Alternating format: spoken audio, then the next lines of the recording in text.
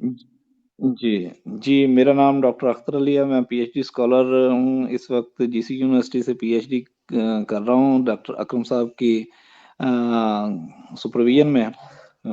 तो मैं इस वक़्त मैं अपना पूरा अपना इंट्रोडक्शन करा दूँ कि मैंने गवर्नमेंट तिबिया कॉलेज बहावलपुर से एफटीए किया था और उसके बाद आईयूबी से बीएमएस किया, उसके बाद मैंने हमदर्द यूनिवर्सिटी से एमफिल किया और अब जीसी यूनिवर्सिटी मेरी पीएचडी कंप्लीट होने वाली है, थीसिस सबमिट हो गया।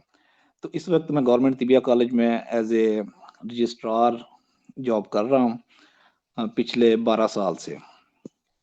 तो जो गवर्नमेंट तिबिया कॉलेज है वो पाकिस्तान का वाहिद गवर्नमेंट का कॉलेज है जो इस वक्त बहावलपुर में है और ये कॉलेज पाकिस्तान बनने से पहले से ये बना हुआ है। ये 1924 में जो बहावलपुर के नवाब थे, नवाब सर सादक मोहम्मद पंजम, उन्होंने ये बहावलपुर में बनाया था और 1925 में इसको जामिया इस्लामिया का दर्जा दे दिया गया और फिर ये इस्लामिया यूनिवर्सिटी के अंडर चला गया। तो ये इस्लामिया यूनिवर्सिटी का एक शोबा था। ये 1954 1954 तक ये इस्लामिया यूनिवर्सिटी का हिस्सा रहा था। उसके बाद फिर ये कॉलेज जो है चला गया एजुकेशन डिपार्टमेंट के अंडर चला गया था। तो काफी अरसा ये एजुकेशन डिपार्टमेंट के अंडर ये चलता रहा। फिर जब ये काउंसिल बनी थी नेशनल काउंसिल फॉर तिब, तो ये कॉलेज फिर हेल्थ डिपार्टमेंट के अंडर चला गया। उससे पहले ये कॉलेज का अपना एक यूनानी बोर्ड होता था, मतलब मुख्तलिफ तिबिया कॉलेजेस का एक लाहौर में यूनानी तिब्बी बोर्ड, उसके तहत ये चलते होते थे। उसके बाद ये फिर जब काउंसिल बन गई एनसीटी तो ये काउंसिल के अंडर चले गए। तो ये उस वक्त से इस तरह मुख्तलिफ मराहल से चलता हुआ ये कॉलेज चल रहा है। ये अब 2023 आ गया है, 2025 में ये इसको 100 साल पूरे हो जाएंगे और हम इसकी एक तकरीब मनाने जा रहे हैं 100 साल।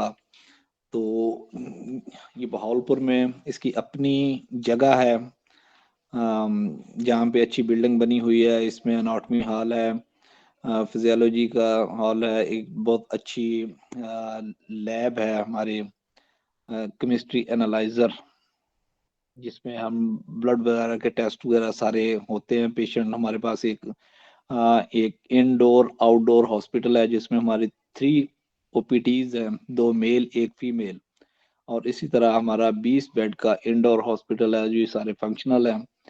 तो अरसा दराज से ये बेहतरीन तरीके से ये चल रहे हैं। वहाँ पे सैकड़ों मरीज आते हैं जिनको मेडिसिन दी जाती है। ये कोरोना से पहले तक तो हमारा बजट अच्छा खासा था, जिसमें 80 लाख का बजट सालाना था, जिसमें ये मेडिसिन का बजट था सिर्फ, जिसमें हम मेडिसिन खरीदते थे और पेशेंट एडमिट भी होते थे। बहुत से क्रोनिक डिजीज के यहाँ पे ट्रीट किया जाता था।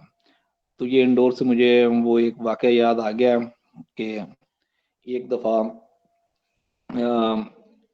डायरेक्ट सेक्रेटरी साहब थे, तो इंडोर हम यहाँ पे ना कॉलेज का अप्रूव करवाना था उस वक्त।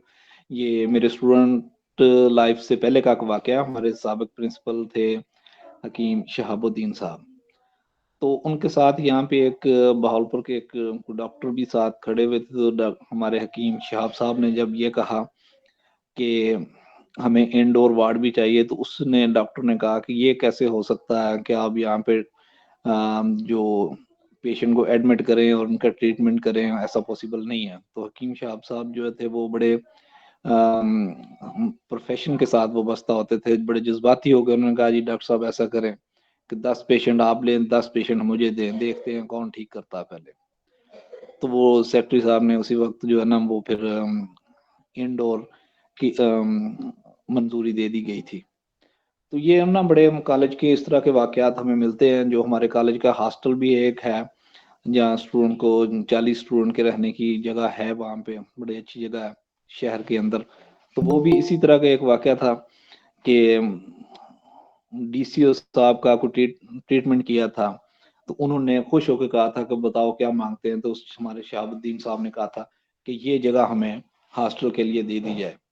اور یقین کریں کہ وہ کہتے ہیں کہ راتوں رات وہ سامان ریڑیوں پہ لاد کے لے کے گئے اور جگہ خالی کر کے ہاسٹل کو، طبیہ کالج کے لیے ہاسٹل کو دی گئی.